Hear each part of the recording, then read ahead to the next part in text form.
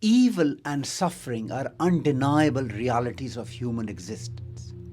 If an all-knowing, all-loving, all-good, all-powerful God exists, then why is there so much suffering and evil in this world?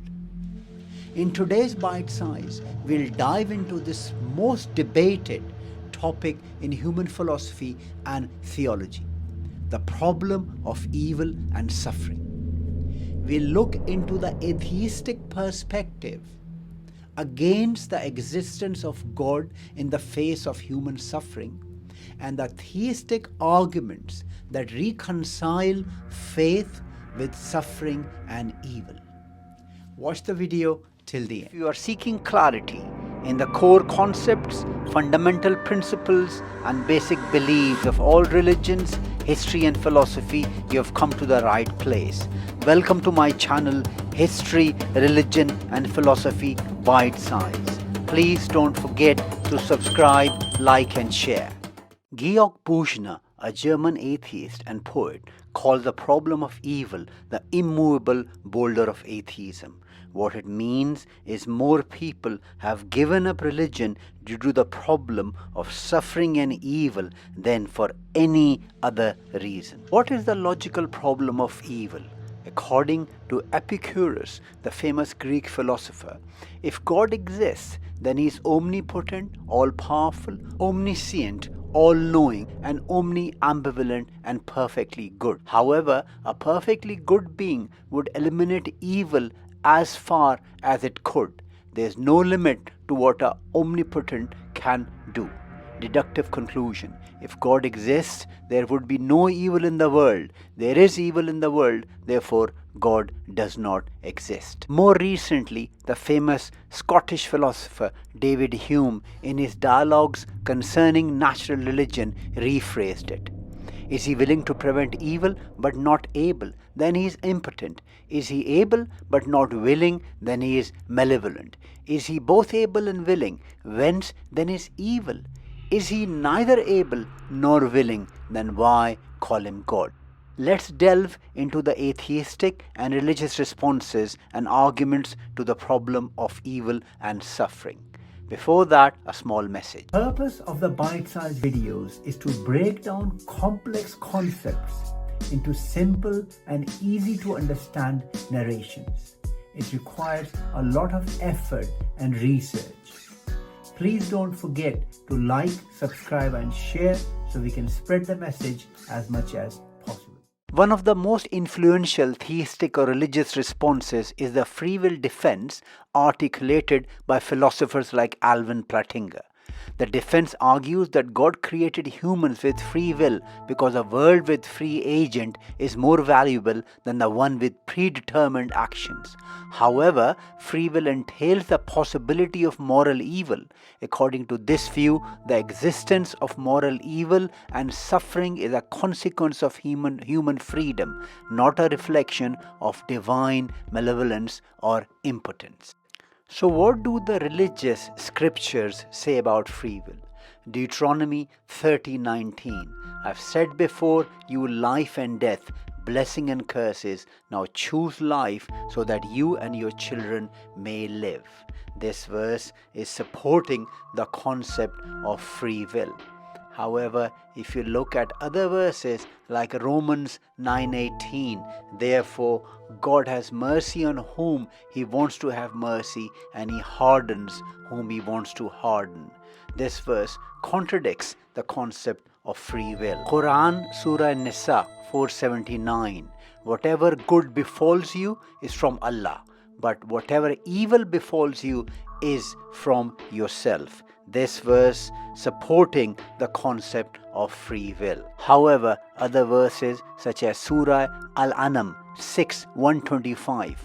So whoever Allah wants to guide, he expands their breast to Islam, and whoever he wants to misguide, he makes his breast tight and constricted as though we were climbing into the sky, seemingly contradicting the concept of free will. The second religious defense to the problem of evil and suffering is the soul-making theodicy promoted by philosophers like John Hick. A theodicy is an attempt to show that existence of evil does not exclude the presence of a God.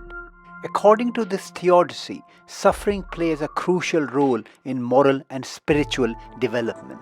A world without challenges and suffering would be stagnant and devoid of opportunities for growth. Pain and hardship, while difficult, enable individuals to cultivate virtues like courage, empathy, and perseverance. Next religious argument to justify the presence of suffering and evil is the greater good argument. Some religious people argue that certain evils are necessary for achieving a greater good, even if the reasons are beyond human comprehension. For example, the suffering of one individual may lead to the salvation or enlightenment of many others. Another common religious response is to emphasize the limitations of human understanding. Theists argue that God's ways are beyond human comprehension and that it is presumptuous to judge divine actions by human standards. This appeals to mystery while offering a potential resolution. Several other theodicies attempt to justify the presence of human suffering and worldly evil in the face of a loving God. These are the privation theory of evil, the atheistic theodicies, the eschatological justification, the natural law defense, punishment and justice theodicy, the test of trial theodicy, and the redemptive theodicy. A detailed discussion is beyond this bite size. However, there is a huge overlap in several of these theodicies. Now let's discuss some atheistic worldview regarding the problem of suffering and evil in the presence of an all-loving, all-powerful God.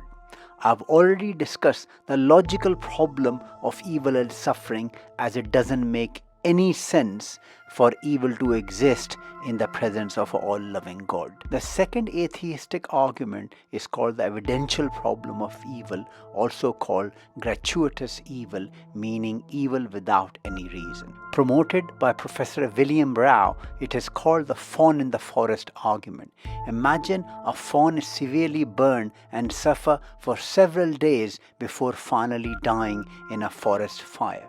This suffering is natural evil, not caused by human action, and appears absolutely pointless. This is gratuitous evil, and the example emphasizes the apparent lack of purpose in many forms of suffering. Each year, countless children lose their lives to cancer or endure unbearable pain and debilitating conditions caused by nerve and muscular disorders.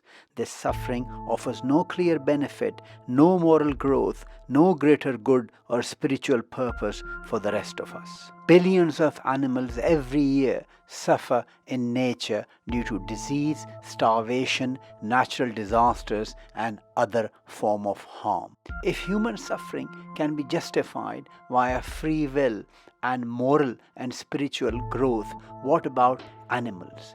They don't have free will, neither their suffering helps in any moral or spiritual growth. It is therefore unclear what greater good is served by the suffering of billions of non-human creatures over time. The next argument is the argument from God's omniscience.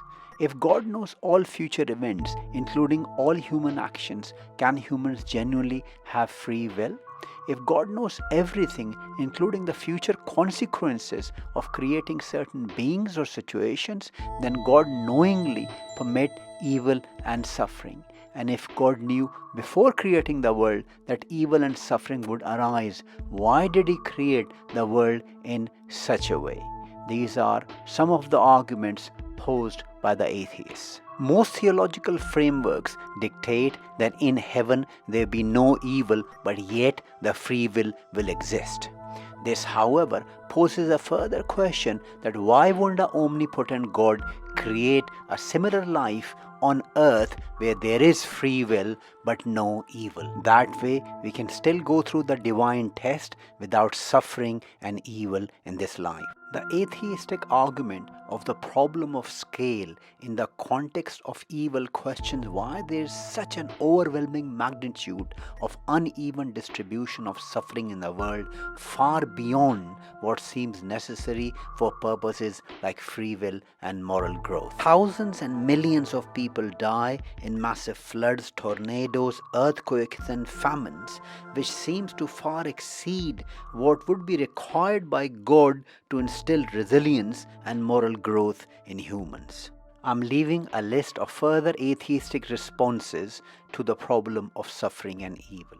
Please post your comments and questions below. Thank you for watching.